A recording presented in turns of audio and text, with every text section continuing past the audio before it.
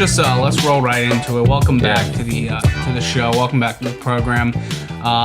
We got to do. Like, we got share. Say it. Subscribe. Say it, Are dude. you subscribing? Are people scribing? We got some. Okay. We're putting out segments now. Okay, I'm gonna do. We're gonna do what a lot of podcasts do, and I'm gonna shout out Josh Adams, our friend of the podcast, Josh Adams, who people do this. They say, "Hey, recommend some podcasts to me." And of course, I throw out our podcast, and I got to do it to him. I gotta get it out there. What's up? You gotta step to it. You gotta flex on him, dude. My guy, actually, because usually you send that, and people are like, cool, self promote, whatever. Dude, my guy got on and listened to some podcasts, also commented on these podcasts on YouTube, and gave feedback on questions we asked the audience, and I'm like. So Josh Adams, dude, it's one of those things. That's what's up, man. People do that, and they're just like, Respect. Yeah, I thought I'd do that for you. But I'm like, you don't know. You have no idea how cool of a thing that is. It is a cool thing, and people don't realize how cool of a thing it is, because it seems like everyone in our circles is like a comic who has a podcast. So actually talk to people like it. True, but for just a person who just because if you don't have feel the burden of supporting all your comedian friends, and you're just listening to a podcast because you enjoy it, that is top notch. You can listen. Yeah. You can go listen to Charlemagne the God. Sure. Get Joe Biden to basically say the N-word. He's crushing it. That show's incredible. I get it. Yeah. And then people listen to ours. I'm like, that's... You could have watched Charlemagne the God and Joe Biden ruin his political campaign, but you chose to fuck with us? Yeah. You could have watched Joe Rogan and Elon Musk, pontificate? About how the virus isn't real, and they can take 30 COVID tests and you can't even get one. Man. You could have, yeah, dude. You could have been a part of that. I'll toast a Croy to you. Yeah, dude. No, I'm on. Dude. Actually, you know what? There are podcasts I listen to, and I think to myself, wow, the fact that anyone listens to us probably over this podcast, I'm like, I feel a little bit honored. But Joe Rogan, I'm gonna be real, man. Joe Rogan, the fact that he's so successful and he has this huge deal with Spotify gives me hope that our podcast, which isn't it's not shitty, but it's not particularly it's not amazing. It's not we're not putting insane amounts, especially now with no backgrounds. We're not putting insane amounts of work. Malcolm Gladwell isn't coming on here and talking about the place of music in your cultural lineage. No, that's not gonna. It has no real value. But we didn't do any research. In a jam and if you can't decide who to befriend at your work and how to advance in your company ladder, then this is pretty useful, I think. Absolutely. Social etiquette tips will really get you to the top of the game. That's another thing, dude. I feel like it's a wild world. Here's a quick segment for you, dude. What is our brand? Because I have a thought. There's a thought that I've had. What's our brand? What's our angle? And also, should we change the name of the podcast? Should we find the name of that idea or that brand? Are we social? Are we social hackers? Are we or just best practices at finessing your way out of shit you don't want to do? Who are we, and what are we going to change our name to? Because there's too many nobody's listening pods, dude. What is our brand? We'll start that. I'm half joking. First of all, we're not. You think we're too changing deep? The name. Listen, I've mentioned it before. The only other good nobody's listening to listen to is that guy who talks in his car about Star Wars Episode 2.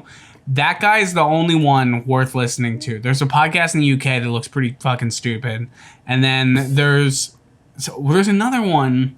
No, it's not a podcast. It's there's some. It's a blog or a web. It was a blog. It's a Facebook blog. I don't know. It had some weird format, but. Man, I don't know. Maybe you could shed some light onto it. This is you're talking what? We're gonna try and fucking market this? We can't market a show. where, you know, a reoccurring topic is like, you know, conversations you would have at a gas station. That's, you know, like, but there's dude, no that's no our niche, dude. there, dude. Our niche is That's like it? our niche is like what to say to shit starters, or like what to say to strangers that approach you, how to professional instigating, or how to finesse your way out of an uncomfortable situation, or how to like avoid. I feel like what I'm good at is I'm good at placating and shape-shifting myself out of situations. I'm a pretty big dude. I look like a guy that you would think like he's probably been, especially with my alt-right haircut, you would assume I've been in a fight. Dude, no. Never been in a fight in my fucking life. Because this is my skill. This is like, I'm not good at a lot. I'm not a fast learner, but I'm slippery, dude. I can escape sticky situations pretty well. That's what I will say. Well, that's good. That's a good skill to have, man. What's your skill? Being, what's your thing? What's your thing that you're like, I don't. You have to have something where you're like, I excel at this weird, nuanced part of social. Oh man, I've been sitting in the sun all day. I think if I could say, I excel at whether it be like an office situation or like, you know, a social situation. I feel like I'm pretty good at like laying low in the cut and like letting other people talk around me. Ooh. And just kind of always, you know what I mean? Like people feel comfortable talking in front of me, and they should, because I don't like. You know, I don't like spoil a secret. I'm not gonna tell someone. I would never tell someone's secret ever. Okay. But like, I think so. Like in a work situation, I was pretty good at getting people in like the office to talk shit around me, and like everyone. You basically could become like a Littlefinger in Game of Thrones, where you can just know everyone's individual. Yes. No, because it's not even using the powers for bad. It's just like it's just basically having the info. You know what I mean? You're trustworthy. It's like you're the guy. Yeah. You seem trustworthy. I think so. People open up to you. I don't give myself credit for much, but I think I'm a pretty trustworthy guy. Give it to yourself, man. I ain't gonna tell your secret, but here's the thing, dude. If we're in the office and, you know, like I'm talking to this guy and he's shitting on like Fred from like accounts receivable or something like that. Yeah.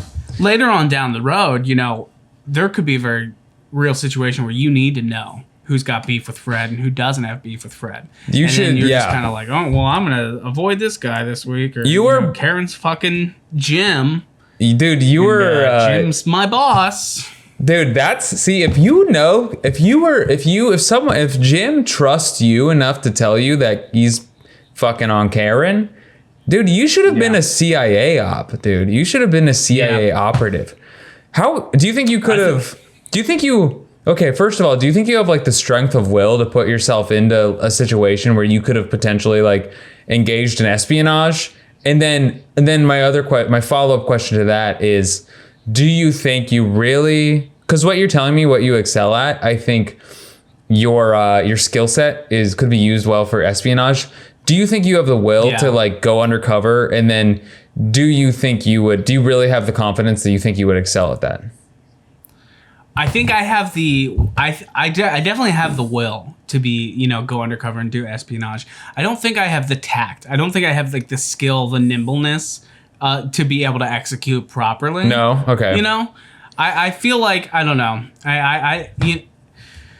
You can't, like, you know, what is modern espionage? What is it? You know, is it just like befriending, you know, like a tech bro, like who's like high up at a company and figuring out like what their technology is capable of and reporting back to, like, you know, your bosses in China or some shit like that? Is that modern espionage? No. No, I'm talking like what do you think it is? No, I'm talking like serious, like, let's say you get a job with this is imagine this situation. Dude, we're like hypothetical situation pod, dude. That's what we fuck with, man. I could not live a life, and I could just come up with hypothetical situations of what I might do in like parallel universe lives. I can survive on the fantasy lives like for a long time. That's all, dude. For a long time. We're quarantined, man. We gotta live lives that don't exist. I think my brain's fried from the quarantine. I'll be straight with you. I think it's for going. sure. I melted down. I had a panic attack. Got depressed. Came out of it. I don't know what's next, dude. I don't know. I can't trust my own brain. Yeah. Okay, well, let me finish I started thinking this. about buying a grill. I actually. What's that gonna do? I applied on LinkedIn this is no joke, and I'll say this even though I know I have a job. I applied for a FBI job. There you go. An FBI agent job on LinkedIn popped up in my feed. And I was like, I mean, I have a job now, but it was one situation where I was like, fuck it, dude. That's seriously something. I did that and I was like, I wouldn't have done that if we weren't in this situation. You got me intrigued. Now you got me intrigued. You might see one float through. I didn't know the FBI was on LinkedIn. This actually, this makes a lot of sense now. LinkedIn is already selling your information to God knows who. It was only a matter of time before they start getting, cozying up with the United States government. Dude, I hope I was targeted, dude. I hope I was targeted. That would be great. Dude, that means you were targeted by the FBI, dude. That means you're pretty... you're sought after. You know what, dude? I was targeted, and they're probably going to reach out this week. Yeah. I mean, I love my job, but if I applied to the FBI, I'll say that. What was the description of the job posting? Give me a rundown. I'm going to talk and entertain the people, but I'm going to see if I can find it. It was something involving like technology or something like that, but it was like the title was something that you would see in a movie. Like it was like federal agent. I swear to God, dude. But I was like, federal agent Bertoff. Yeah, dude. I just saw it there, I was like, you know what? Like, what would be weird about being an FBI agent is even your loved ones and the people you love and trust the most, you couldn't say anything about your job. Yeah. No, for sure. Yeah, if you're an FBI agent right now, you can't go home and tell your family, well, we had to kill another Epstein accuser today. Yeah. I can't, it's starting to weigh on me. There's a lot of them. Oh, and dude. It's not easy. And they're passing them all on to me because I'm the new guy. And I think it's bullshit. I can't really say anything. I'm trying to rise up. You can't have that conversation. No, you can't. You can't be telling her. Yeah, you can't. Yeah, you can't tell her that you're like secretly trafficking high-level political prisoners on behalf of the United States government to war-torn countries like Western Ukraine. Like, you can't divulge that information. You're asking for a drone strike on your apartment, dude. Nah, man, your apartment's bugged. I'm still into it. Okay, I found the job. Oh, dude, would you work at that dope FBI building downtown? The one in downtown LA? I think so. It's for a job in LA. That would... It's cybersecurity. It's special agent cybersecurity and technology. Dude, how are you gonna get me in there? How are you here? I need they've got a ton of jobs. Yeah, dude. I'll send you the link. How are you gonna get me in there? Do they need a guy to make like sizzle reels of like everyone's good work that year? Yeah, they need a ISIS training video for like they need to find like the best ISIS training videos for FBI propaganda. Yeah. I'm sure you can cut up something, play some Linkin Park in the background, and like that shit. Oh my God! Yeah, dude, man, you have no idea. If they needed me to like manufacture like fake ISIS videos, to start like pandering fear for companies like Blackwater. Like in Raytheon and stuff like that. Yeah, no, I could easily do that. Like if they gave me a legit budget, like a good green screen, I could make some really high level propaganda for sure. Dude, could you imagine if they were like, if they hit us up and they saw I'm glad you said that. Yeah, that's my role. They were like, we like your guys' style, and we're gonna be honest with you, we're gonna give you a fat contract to generate some seriously manipulative propaganda for the Army National Guard. Yeah. I'd be like, I wouldn't probably take it, but I would definitely be like, let's talk. I want to hear you out. I'm very excited to hear what you have in mind. Yeah, like they're like, oh, we'll have you do a test project. It's like getting any other video editing job. They're like, all right, so we want to start you out with like a basic project. Just kind of see how you do, get your feet wet, see if you vibe with us. And I'm like, yeah, man, like me and Joe, I'm like, yeah, we work with the green screen all the time. We're pretty good. We're pretty in the know about like events. What do you guys want us to do? And they're like, okay, what we need is for kids to start vaping. And we're like, wait, what? They're like, yeah, we we gotta get these kids to start doing like weed vapes. We need them all to be on weed vapes. And I'm like, I can't ask why. And I'm like, all right, well, let's get some ads going. Let's get some sweet, like, get this blueberry icy kush, you fucking pussy. You some little kid, you're like 13, you're fucking like grade school, getting a THC vape from some like weird dude at school. You don't know him on the black market? No, go to the, make an ad for some bullshit like front ass business, some fake shell corporation, some like weird weed distributor. Yeah, no, I could get into such that. A rabbit hole. Yeah, no, I could. I mean, it depending on the situation, but like, I just think about the ethical dilemma you would be in if they came to you and they pitched you that. They're like, all right, so there's this specific strain of weed vape that we have that it's very like, it'll make kids more prone to indoctrination. So we need you to like come up with the best marketing strategy to get kids to want to do that. Because we're trying to control America's youth. Okay, let's say, dude, I'm gonna make the contract really big. Okay, this is specifically you, because I don't want to bring myself into it. So this is a contract to get kids to vape this specific brand, this specific strain that will indoctrinate them into being like, total CCTV open to everywhere. Neuralink like technology. Yeah, very like you're right. It'll make them very convinced that cameras everywhere are good, and that your phone listening to is fine. So it's some sort of brain manipulation. You get the point. But they say, okay, so this is what we're doing. This is exactly what we're doing. So we need you to make like a 2-minute commercial. 2 minutes of good footage. We'll cut it up. We'll make it good. But we'll give you $200,000. All we need is really like 2 minutes of good footage. Like, what? Be honest. I want to know how much you roll around in your bed thinking, contemplating this ethical dilemma. For $200,000 in 2 minutes, dude, it's gonna take you maybe like a week or two to really get something good. $200,000 for 2 weeks of work. I don't think I would lose any. I don't know if I would lose any sleep. You're signing it? I'll sign in. I'll do this. Like I'll help you. I'll help you pass some. I'm obviously joking. I would not actually, help the government spread propaganda. But unless it was a message I could get behind. If it was something like I truly believed in, like if they really had a good cause to get me in, buddy, I would do like a freelance job. They don't. They wouldn't need you if they were actually trying to push forward a good idea that they didn't have to bacon wrap. Yeah. They wouldn't need you to put some sauce on it, dude. Yeah, you're not wrong. That's a tough call. I can, listen though, if you want to pay me, you want to pay me. If you need me to, make you, deliverable versions of videos that are convincing new moms to vaccinate their children, then I'm okay with that. Okay, what about this? Here's one. So they don't tell you. Are you having fun with this? Do you like these?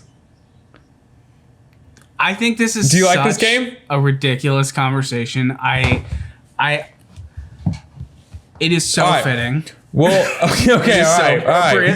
Here we go. Okay, so you get a contract from contract from the CIA. Okay, can't talk about it.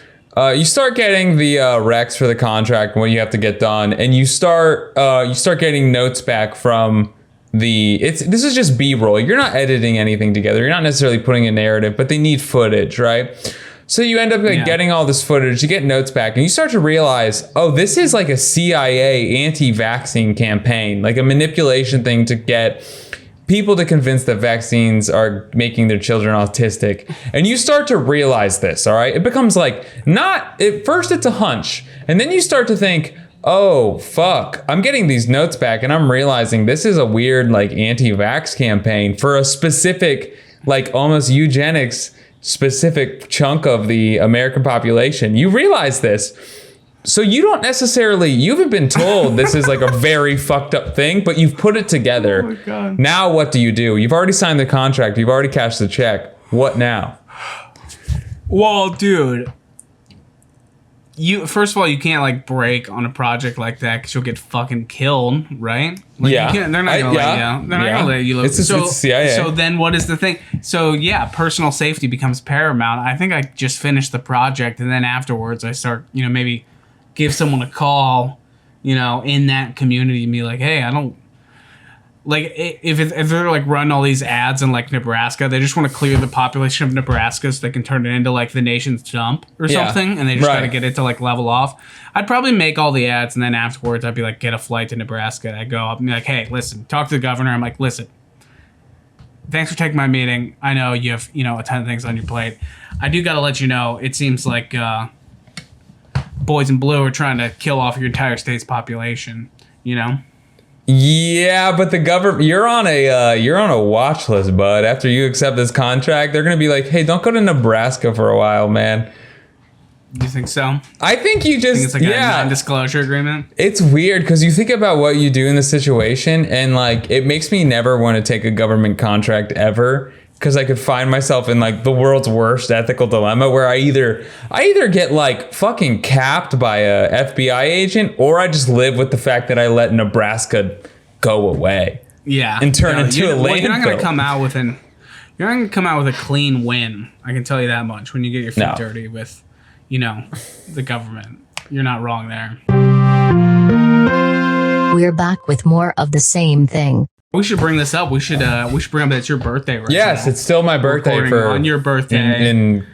Tell us how did you spend your day of celebration? Okay, well, let me bring up, dude, and we've talked about this before. All right, birthday celebrations are kind of tough because you want to include all your friends, and if you live in LA, you probably came here and you didn't have any friends, and you probably made friends with other people that didn't have any friends. So you have a very vast group of friends that don't know each other. Like last year, if you remember, we did a little birthday thing for me, and I brought in people from different areas, and it ends up being a stressful birthday because I'm worried that I need to make sure that everyone has a good time, right? So I'm like, yeah. You gotta play coach. Yeah, so it's that was kind of on, because at first I was like, dude, honestly, my plan was to do nothing. I was like, all right, I'm just gonna I have an excuse to do nothing. But then I have good people that were what are we doing for the birthday? So, good, I'm blessed to have friends. So I was like, all right, well, I guess I gotta do something. So I was like, I'm going to the beach. I'm feeling very we're on a bit different pages in terms of what we're willing to do now. Because if you're watching this far in the future, it's the time of coronavirus, and it's May 23rd. Yeah. It's my birthday, and I looked to see what date it was on my clock. It's May 23rd. So right now it's Ventura, they've opened some restaurants. There were some restaurants that were open in Ventura, and there were people sitting and eating in restaurants, and it was nice to see, but it was weird, man. Yeah. So I bet it was weird. It was very bizarre. I think it's bizarre to see people in a restaurant sitting and eating and think it's bizarre. I mean, yeah, you're not wrong. Yeah. So, yeah. It's we gotta you know what the thing is? It's it's during this, we just have to constantly keep yourself in check and constantly remind yourself, being make sure this is temporary. Make sure this is temporary. Make sure this doesn't last forever. Right.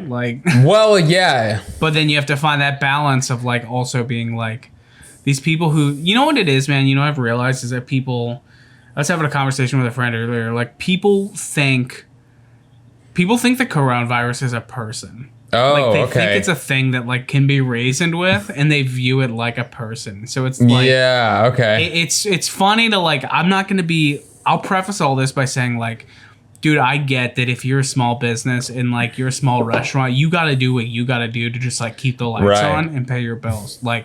Respect.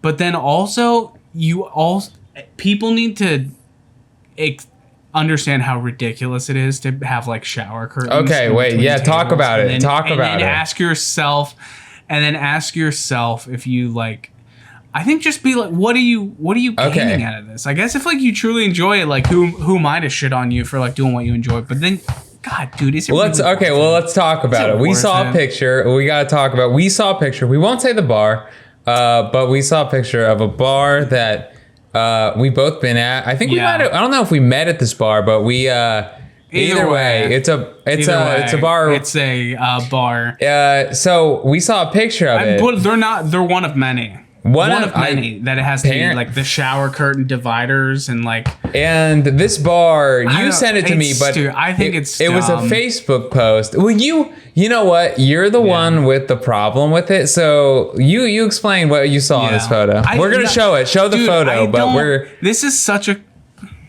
is complicated because it's like. I don't have a problem with it. Like, dude, if people want to consent to go there, anyone who like has a legitimate medical condition would never ever risk their own life going to a bar. So the people going there are putting themselves at risk, which is like a whole other debate that's its own conversation.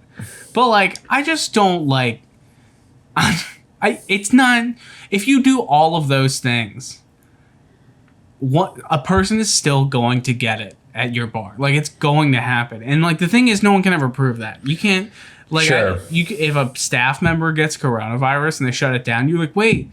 I just think it's funny to think about, like, if they shut it down and they're like, well, we have like the shower curtains, we sanitized everything. We're like, yeah, it just, guess what? It happens. Like, no one knows what it does, but it spread at your bar still.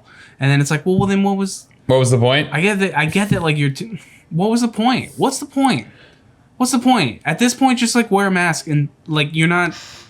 I truly don't know if it's doing anything to stop in the long run. Okay. All right. Here's my rebuttal to that. Because when you sent that to me, it looked. I'm gonna be real. It looked fucking stupid, dude. It looked stupid. Yes. But only from the sense of like, I was like, if you're gonna open up a bar, you got to just tell people like, hey, be reasonable, but we're a bar. Risk. You know, it's going to be this way. If we're making the decision to open bars, we can't do a PG-13 bar. So there's shower curtains at this bar. Basically, between every 2 seats, there's shower curtains. What else was going on in there, man? Everything was like very spread out. It's just everything's plastic wrapped, like, which is fine in its own right, but it was mostly just like, well, it's not even just that. It's like there was that viral video going around of like the tables that have like bumpers on them, like the bumper tables. That was clearly, like, I don't even want to talk about that because that was clearly just a marketing dumb shit. Like, that was bullshit. Like, that was just somebody that got a lot of good press from like showing people with fucking inner tubes around their waist going to like drink it. You're probably not wrong. Dude, fuck that. I guess the point nobody's doing that. Dude, I guess the point I'm making is that, like, literally the best minds in the world cannot figure out how to stop the spread and like how to come up with a long-term solution for it. And people being like, I'm going to put a shower curtain in between the two. That'll help. Yeah. That means it's safe to come here. It's like, it's a little bit naive. Okay. It's a little bit naive to think that, like, if you go there, that you've done everything you can to, like, protect yourself. Okay. And this, if you're one of the people who's like, I don't give a shit, I'm willing to put myself at risk, I'm like, fine, dude. That's like you can't argue with that. True. If you're gonna put yourself at risk, whatever. Okay, but I'm just saying, like, I think the sentiment. Don't think that you're safe. I think the sentiment behind that, and I think this is how I thought it, instead of thinking like, hey, we got it under control. I think what this bar was saying was, hey, we need to open, and this is at least like something that if 40 people come through the door tonight, maybe 20 of them get coronavirus. Maybe we kept all 40 from getting coronavirus with like these minor precautions, you know? So I think they're saying like, this isn't good. I know it looks stupid, but like, come in here and get a drink. What I'm saying, because we need to stay open. Dude. Respect. And here's the thing. The thing that sucks about this whole like nationwide debate that's happening is that you can't, it's like you're not allowed to be a little bit on both sides. It's like you have to be one or the that's other. Everything. If you're one of the people who's like, well, I think it's kind of stupid and weird to have like shower curtains in between each other at like a bar, maybe just not go. People were like, oh, well, you don't care about dude. You don't care about the business. It's like, shut the fuck up. Yes, you do. Like, can't you just... Yeah. No one has any answer here, and everyone like... we like to fight, dude. We love to pick a side, and we like to say fuck the enemy, dude. And that's what I'm realizing more because this is how I know this is all right. This is the wave, and I don't know if I talked about this last week on the podcast, but So I go to Reddit for Reddit coronavirus is where I go for my news, right? So I go there to like kind of get some good headlines of like what's going on, seeing what's being upvoted. And when coronavirus first started, everything was like very factual, and it was like new information coming in, body counts, potential vaccines, you know, write-ups about a story about someone who had it, or like a family or something like that. It was very like, it was catered to people who were like, I want to know what's going on, I'm scared, and I want to know what's happening in the world. And you want to know data. Well, now it's shifted. It's shifted, and everything is politicized. Everything is like, I know. It's like, it's not like, hey, what's the status on this epidemic we have? It's like, fuck who? Who am I supposed to be saying fuck you? Yeah. Oh, Nebraska? Who's on the wrong Nebraska side did some week? shit that's not on the same team I won? Yeah. Well, fuck them. It's this whole thing of like, what's my team? We've made it into just the game now, which is interesting because at one point we all came together because we were all scared. But now that like, I think the fear is kind of gone. And now we're like, okay, now fuck the Dems, fuck the Repubs. You know. Yeah. No, we're leaning back. Yeah, into for sure. it. That's the thing, is it became, somehow it transitioned from being just a general like, what is the latest? What do we do? What is happening? Yeah. It transferred from what is happening to what should we do? Like now we get it. Like as a nation, true. people are like, okay, like, yeah, this is what's happening. It's spreading as we speak.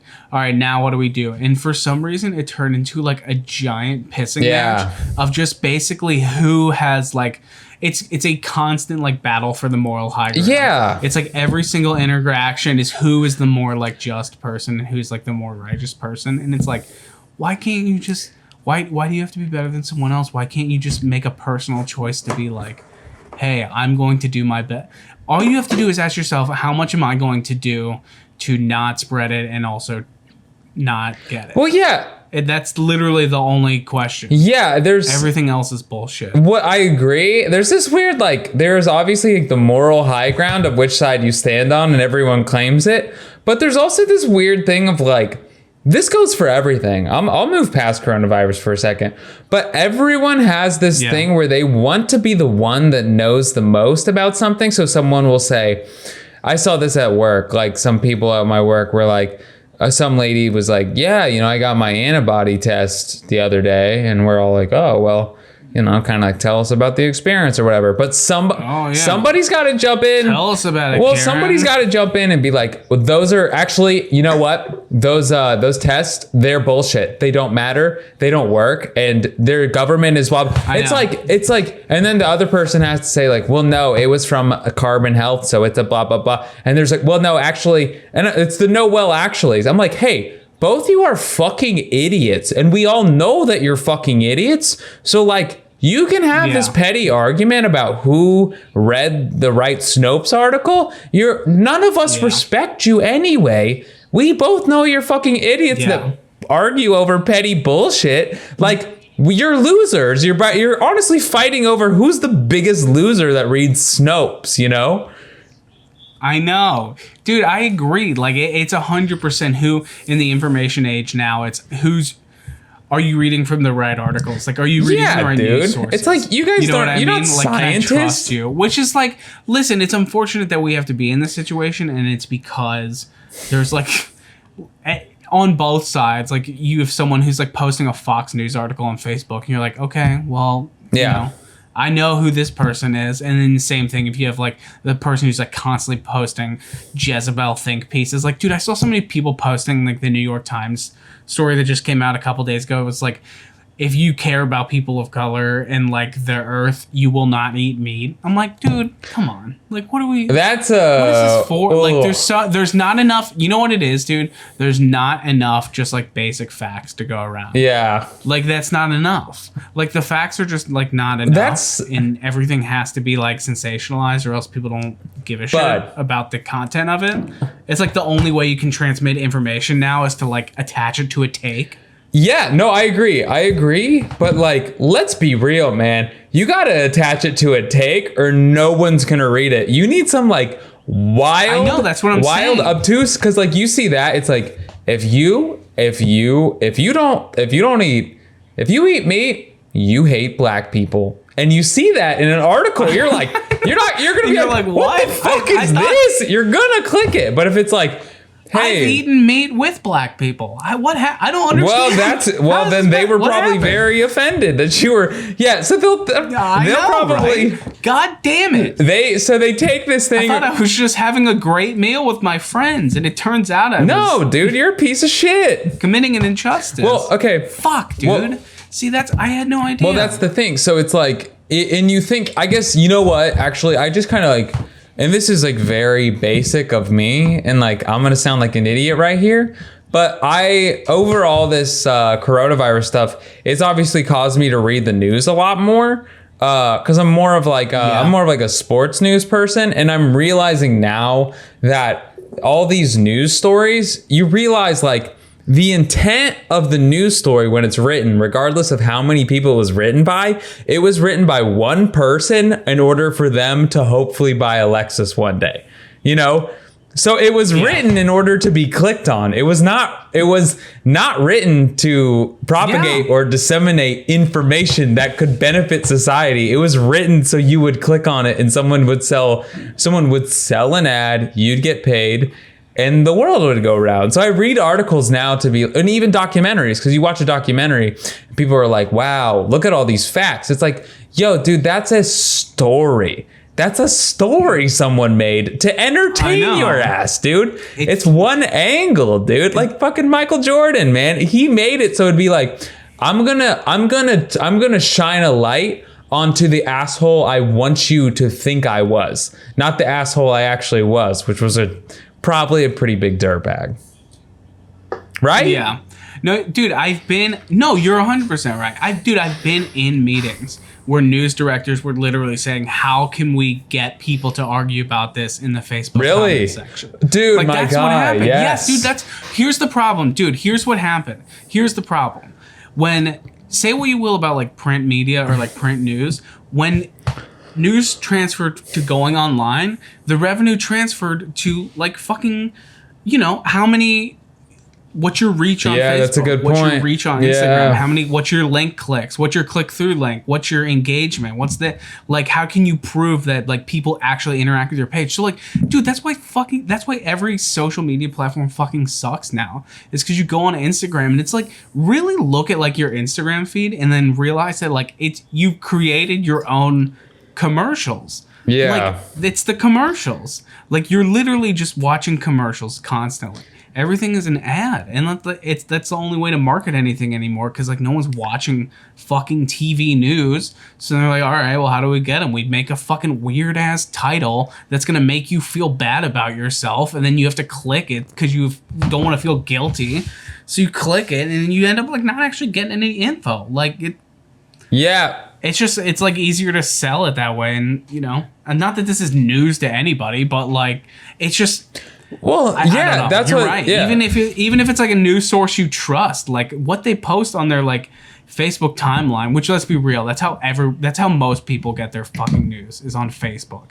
They just like see if the algorithm fed them, the correct line of articles that day that reinforce their beliefs, so they keep going back in the echo chamber and keep getting ads fed. Well, to them. that being said, dude, maybe I've gone too far. No, I don't think so. Because that being said, it's part of me is like, so we do a lot with social media to trying to promote this thing. Part of me, and most of me, not even part of me's like, yo, let's do some unethical manipulation of the Facebook audience to coerce them into engaging to fucking with us more. If you can't beat them, join them, dude. Let's spook people into like a marketing subscribing. That's true. I don't think like that. I'm honest with myself. I do. Well, this is new for me. I'm losing my moral compass quickly. Yeah. Well, we got a brand. We need people to buy in. We got to come up with some bullshit merch that we can hawk you. Yeah. We can make topical merch for every fucking thing that happens in the zeitgeist and make a shirt for it. You'll buy it for $28. We need... If you're a fucking fan, right? Dude, we need to like whatever like kind of like, left or right, but mostly left, like whatever catchphrases are still around that haven't been trademarked. We need to just start like printing that shit on t-shirts, man. Like believe all women on t-shirts and just hawking it, dude. Or like don't litter is for you. I could go. My brain is dead, dude. I've been marketing shit all day, but do you understand where I'm going with this? Talking shit. We can be part of the problem. That's thanks. Like, let's be part of the problem. Thank you. You got to forgive me. There's like 5 minutes left in my birthday, so be easy on me. I can't come up with more unethical ways to promote our podcast. So. How can you think that's okay? Citizen has been wild lately. Like the crimes on it have really increased in severity and frequency. For those of you who don't know, Citizen is an app. It just gives you alerts as to like criminal, like fire, just general activity going on in your neighborhood. Woman using a broomstick as a weapon. As I texted you, Joey which happened like right there. Like I can see where it happened, where like plotted on my map. And honestly, I get so much shit like that. I didn't even go outside to check it out. So my favorite this week was reports of man on a motorcycle swinging a machete. Oh fuck! You gotta check that shit out, dude. If someone reports that, somebody's got to go live with that shit, dude. Oh my god, dude! I was waiting for it. And by the way, in this app, people can go live. You can explain that live for sure. App. You can there's comment sections which are great. It's like Nextdoor. If people know about Nextdoor, except the racist comments happen in real time and not like through your email. Right. But God, they have it. It's like you can see the state of the city through the app, through the alerts on it, because. This week has just been like people are out stabbing each other, shoving each other, fighting at the dog park. It's just pandemonium. Oh, really? Yeah, that's what it seems like on my end, at least.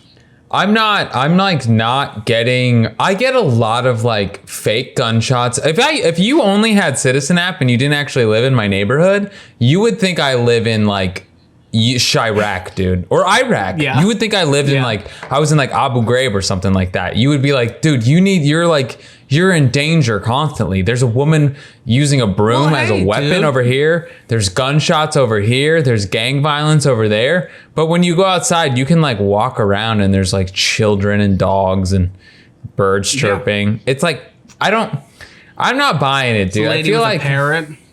It's a lot of unfounded reports. Which is fun. That's half the fun. That's like I enjoy that part. Like I like not knowing if this is actually real and not knowing if my life's in danger. But like, it's the thrill. It is the thrill. What is that, dude? I like knowing. I just love danger, man. I like knowing that there's evil in the world, and we all do. This is like, let's get into this shit, dude. Because we think about it. We watch all these like murder docs and we watch like movies about murderers. We watch like World War II docs.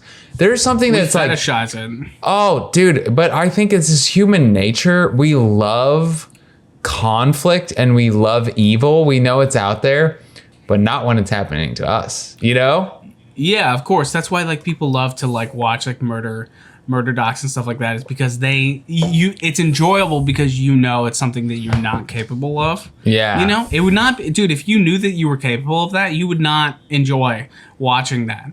Like that's how dude, if you want to know if one of your friends is like a murderer, try to start watching true crime docs with them, and if it gets like all weird, then yeah, you might have a good indicator that, Sammy's gonna knife you.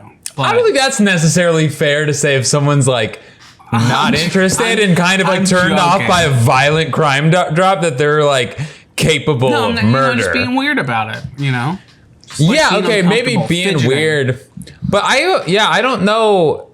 I don't know, dude. But the point, I don't know.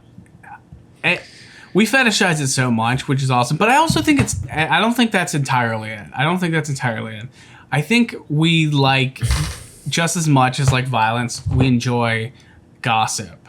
And if you really think about it, that's what bud. Citizen is. It's gossip. It's just like, Gossip, oh, yeah. look at this shit. Look what's going on. It's like you're constantly connected. Like you're checked into like everything that's going on. You're like, oh fuck, dude, these two chicks are fighting at the Safe and Final down the street. Like, we like gossip. I love gossip. So, Oh, bud, I'm dude, XOXO, dude. I'm I've, gossip like, girl.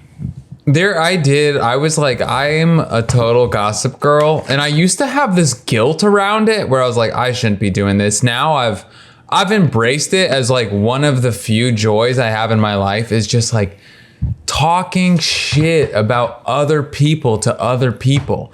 And just Yeah. even like at my some shit went down at my job. Just like, you know how shit goes down sometimes, you know what I mean? There's like people blow up and some people don't work at certain places anymore. So there was kind of like all this gossip going around. And dude, I had probably like the equivalent of like altogether like 5 hours of just like solid talking about what might have happened. And like, this is so, it's not, and like when work's done, I don't think about it, but like just the intrigue of like talking shit and like coming up with theories and spreading unfounded theories about what might have happened. It was like, yo, I don't even care about this, but we've created these narratives that are so outrageous that like I care now and I love it, dude. It's so much fun. Even if I can tell something's like not true, I'll be like, let's float that theory. Let's act like it was true. Let's float that theory. Just see what if it was? What if it was true? What kind of reaction would it draw from these specific people? Yes. And that becomes the game in and of itself, dude. Yeah.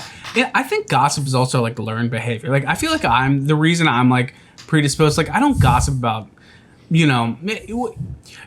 Gossip circles are kind of like the mafia in the sense that like if you gossip about people, you accept that like people are gonna gossip about you. Yes. And it's like if you're in the game, you're in the game. Facts. If you're in the game, you're in the game. So like for me personally, I feel like my thing was in like my family growing up, I just had a ton of like aunts. I just had a ton of aunts. Like constantly I'd be interacting with either like my grandma's house or like I was ever there. But my whole family, I got this big ass family that are like kind of Italian, kind of not.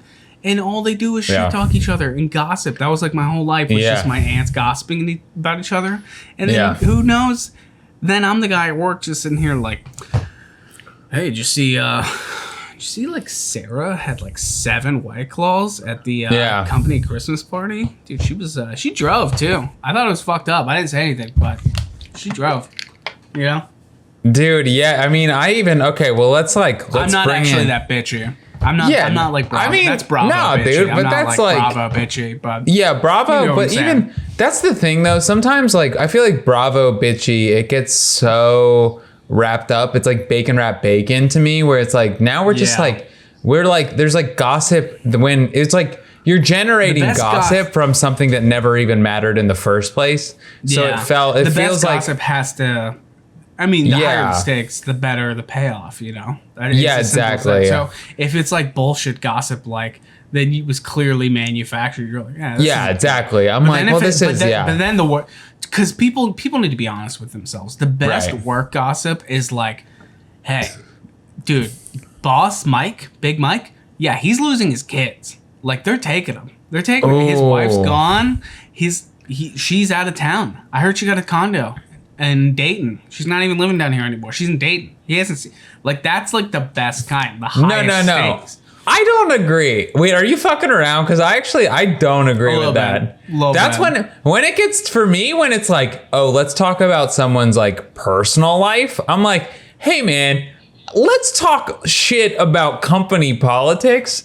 And, like, maybe you know what I mean? Let's talk shit about company politics, but, like... That's a sad story, dude. Like that's like, hey man, I don't know who told you that, but like I ain't trying to hear about like Dave's like ex-wife taking his kids and like calling him a child abuser for whatever reason. I'm like, yo. Let's leave that. Let's keep work. Let's like gossip. That's gossip for somebody else because it ain't for me, man. I ain't trying to get that real, knowing that much about Dave's life. Come on, you've never. No, I'm not. Gossip. No, shut up. Not interested. No, dude. You've never had work gossip and be like, yo, Mike cheats on his wife. You've never ever been on that. You've never been around. Have you, dude? I've been Unless around. he's- I've never directly. I'll never tell. Like if someone's like, if Mike, let's say Mike the boss was cheating on his wife, I'll be like, yeah, fuck Mike. But I'm not getting involved. I'm not telling people Mike's cheating on his wife. I'm not gonna call it. Who knows what that guy will do? Who knows what Mike will do if his gossip gets out? But dude, if it's happening around you, I'm there. Here's what I'm saying, listening. dude. Here's how you can get me to care. If Mike is cheating on his wife, and I've met his wife because he's like bringing her in the office and bringing her to company events and things like that. If that's the situation, and then he's cheating on someone within the office, now there's some intrigue there, and I'm down to go sleeper cell and figure out, get some information. Then I'm interested. But if it's just like, if someone tells me, hey, Mike's kind of a philanderer, so we hear, and I'm like, you know what? Hey, man, that's his business. But when it's like, hey, Mike's a philanderer and he's philandering with Jessica, then I'm like, honestly, dude, now I'm in. Now you're in. Because my job is not exciting enough for me to not care about two people fucking in the office. I'm not saying my job's boring, but I'm definitely saying that's more interesting. Like I haven't heard it broken down like that, but dude, that checks out. I mean, that's rock solid. It's got to be office drama. I can't be invested if it's just like some dude's family that's like not going well. I'm like, that's sad, and I don't want to think about it. But if it's like, I don't think anyone enjoys that. I don't think anyone enjoys exactly. That. No, but the gossip. I'm talking about the gossip I like. Because I'm being authentic. I love knowing that somebody else is in trouble, and it's moved attention away from me. Yeah, you're the honey badger, man. You're just like constantly, diving in and out. Yeah, I'm dodging attention, dude. I like to lay low, but I can be a sower, and this is in any context. I can be an aloof like sower of discord. That's something I've been saying a lot. Because I've noticed that about myself. I can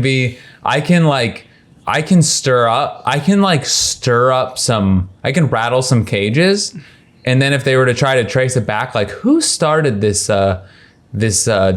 mutiny, they'd never trace it back to me because I'm like, I can just drop little things to get people sow in their own discord, Yeah, it's like indirect. Like let's say you want to drop a hit to Carl, right? But you're not gonna go directly at Carl, tell him that. You're gonna go talk to Tony because that Tony talks to Carl. You're gonna tell Tony that. My guy. I don't know. I don't know what your gossip is. Now you're getting it. Dude. It's like chess, dude. It's like I let people do my dirty work for me, dude. I let my people do my dirty work for me, man. It's about making sure there's pawns in between. Yes. In between, you need to have an infantry. This is high level social. This is high level. Listen, you come to this podcast because you want to succeed in life. That's where this is where we transition, buddy. This is it. Right. You ready for the marketing platform? Yeah, I am. This is Tony Robbins. We need seminars at the airport. We need to tell people how to succeed in business. We need to tell people how to succeed in the office social pyramid. We can help you rise up and also, carry out whatever, your prerogative. I don't know what your prerogative is. I don't know if you're trying to take over the office. I don't know if you're trying to get the top dog seat, but we will teach you in our course, our master's class on social etiquette. I think more than anything, what we're all kind of seeking is the ability to control people in some capacity. Yeah, you think that's it? Without them knowing.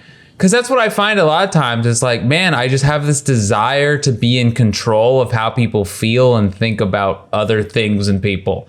And that's the real thrill, is if I can be influential enough to change someone's... If I can be, because you can have all the money in the world and have a cool job and be able to travel and whatever, but the real thrill in life is to be able to change another person for the worse. I'm glad you clarified. I'm glad you clarified. No, that's how we're gonna like balance this out. It's like we're in our seminar. I'll teach for good. I'll teach people how to like succeed. With their dream. Like I don't really know anything about that. Creating dreams and then achieving them. I can't really be an expert there, but I can give you tips and tools of the trade for getting through your conversations and how to leapfrog people. Maybe there I'm not good. Maybe we're both bad. Maybe I'm not. Yeah, man. I don't think there's any scenario where you're the good guy in this. Well, okay. So during our seminars, I dress like a devil, obviously, and you dress like an angel. Yeah. But by the end of the seminar, white suit. At the end of the seminar, people have like, you've given so much like kind of questionable or nefarious advice for so long. People are like, man, I don't think the angel has good intentions either. And then you kind of like pull off the suit and you're like, oh, fuck, he's another devil, dude. And then by that time you're so bought in and you've realized that the tools and techniques we've taught you are so valuable. They're so valuable. They're so useful that you're like, oh, right. So, bro, dude, you have no idea. I'm so stoked on the idea of like really performing at a seminar like this. Like me and you like rehearsing, like you have a custom red tux and I have like a custom white tux that was like the majority of the budget. And it's like I love the idea of rehearsing like a full on pyramid scheme seminar at a place. That's the thing, is like this whole thing would be to teach people how to manipulate others in social situations, but then we're in turn manipulating these people into doing our bidding. Well, that's what we do. We get to the end and we're like, listen, we fucked you over, but we've given you the tools to fuck other people over in the future. Yeah. We've single-handedly caused all of you to create so much chaos and discord in your own lives that you have nothing left and you've lost everything that matters to you. I know that we ruined your lives. Now, thanks for the $900. Dude, this is, you know what, man? This is starting a cult. This is starting religion. This is what we're talking about. It really is. It is what we're, You get people to their lowest points, like the master. You get people to their lowest point, and you find, and you just, hey, free coffee over here at this church. Well, dude, I shouldn't say church. We like to hang out and talk about bigger things, Right. And you're like, wait, these people are cool. Do you wanna? I think the biggest like line from any cult is like, do you want to be a part of something bigger than yourself? Do you feel like it's not all about just like the day-to-day bullshit, man? You feel like there's something more to this? Well, we're here to tell you there's not. We're like, no, right. This is it. So what you got? Right. You're gonna have to learn how to adapt. Okay. We convince them that it's like the only real thrill in life is to manipulate people into changing for the worse. That's it. You're not gonna have a great job. It's not gonna happen. Well, dude, okay. Think about cults. Get people to start doing your yawn work. Yeah, there you go. That's basically it. Like, control them to do whatever. That's the ultimate. It's like it's the Huck Finn. Convince the whole town to paint your own fence, dude. Huck Finn was beloved, not by everyone, but like who are you gonna hang out with? Tom Sawyer or Huck Finn? Be honest. You're gonna hang out with Huck Finn, dude. He's gonna bring a dead ass cat to your place. He's gonna have some kind of like weird, little sticks, like rocks that turn into a weapon. You can like fucking kill a snake with it. Yeah, he's crafty, some old-timey dude. Western shit. Well, here's something I was thinking about. Like, if you start a cult or you try to like manipulate people, you have to start with people that are at their most vulnerable, their weakest. Like, you have to take like the degenerates and like the rejects of society. So it's kind of interesting. Like, you start a cult and everyone in your cult, if you look at all these like cult people that like decided to join, you're getting losers, right? You're getting all the rejected people. So like you convince all these people to join you and like they follow you, and are very like, pledge their allegiance to you and follow you to the end of the earth. But in reality, you have like a very large band of people with like clear flaws that other people weren't interested in. So you have like, you end up spending a lot of hang time with a lot of people that probably fucking suck, Yeah, probably are the worst. Probably are not helpful to you or your life in many ways. And neither are you. You're actually, the malevolent one. You're trying to ruin their life. So, like, you've nothing really in common. Right. And, like, exactly. you gotta, like, scrap together this, like, it's like Bad News Bears. You gotta make a team out of it and go for, state.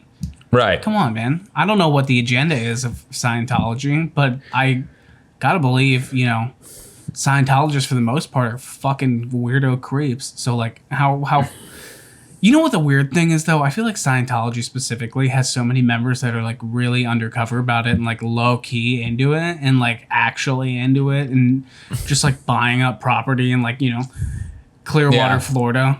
And you're just like, what the fuck? Wait, that's an actual thing going on. Is that, like, Scientology's owning the city of Clearwater, Florida? Yeah, so I don't know. yeah. Man, look at them. They're succeeding. Look how... Yeah, everybody's making a doc about them. They must be doing something right, man. Dude, I feel like I've seen so many docs on Scientology, but, like, I still feel like I know nothing about it. Do you know what I mean? It's designed for you to not know anything about it. That's the whole thing. It's all secret. That's but I look at... That's why you rise up What's and on my pay mouth? to learn more. Yeah. Sorry, I'm, like, distracted by, like, some... I don't know. I'm, like, there's something on my face. But... Yeah, no, I don't, but, like, I want to know, you know what I kind of want to do? Because I feel like there's so much unclarity is I'm thinking about just going full on, like, submerging myself and, like, getting into it and going hook, line, and sinker. Yeah, just show up over there and be like, you know what, guys, like, because I'm very close-minded to it, but I'm thinking about just being like, let's go in there. Let's, like, you know what, dude? My obsession with being a spy. I feel like that could be my opportunity to be like, just do like the longest con of all time. Like, I just go in 10 years in Scientology. Like, I play the game and I just get so inundated and, like, I infiltrate the system and I become a high up and then I expose it. That would be... I think if any point I become super depressed and I don't really know what to do with my life and I don't feel like life's worth living, I think I could always find some passion into taking down, like, Scientology or some cult or just, like, ruining something that people find sacred. I feel like the thrill of that could, like... That would be a noble pursuit of your life. That would be a noble pursuit, is to take down something like that from the inside. You can put a stamp on it and retire. That's a life well spent. But that's how Scientology markets itself, dude. It's that shroud of mystery. They have that billboard. I would see it every time I would go to, like, Los Feliz, which is over here. They have, like, that. That's where the big Scientology headquarters is over towards, like, Los Feliz. Yeah. And they have this giant sign, and it's, like, verbatim, the sign is, the only thing more interesting than what you've heard is what you haven't. So I was like, there you go. They got it. They got a direct TV channel. They're crushing it. They know what's up. Yeah, I don't know. I mean, it's all... You're allowed to go to church now. It's deemed an essential service. Going to Scientology church is essential. So now's the time. Yeah. You got nothing else to do. Might as well go there. They don't give a fuck about the virus. They got bigger fish to fry. They're like, dude, you guys are worried about a virus? We're trying to move to another fucking planet, dude. So yeah, have fun dealing with that. We're out of here. I'm just not that, like, I'm scared of a lot of stuff. Like, I'm scared to, like, the, any sort of, like, terrorist organization or anything like that. But, like, Scientology, I'm just like, I don't know. I mean, I feel like it's a bitch ass org. Am I right? I think they're bitch ass. I mean, I think they're all front. I think they're, like, they can scare you. They can bark. Maybe they secretly kill people, though. I don't know. I mean, it seems like something they're capable of. I mean, that would be fun. That's what I want to know. Is I really want to. Well, you got to get in there. I need a little bit of excitement, man. I need a thrill. I need something. I applied to the FBI, like I said. So. Well, next episode, when we come back next time. Yeah, let's do it. I'll let you know. If I'm being honest, I think I applied like a week ago, so I haven't been contacted. See if you can track down see if you can find the hiring managers. We'll just send them. We'll just do like we'll do a spec sizzle reel of National Guard, ISIS combo we'll make propaganda. Some propaganda for them. Yeah, we'll give them an offer they can't refuse, dude. Bye.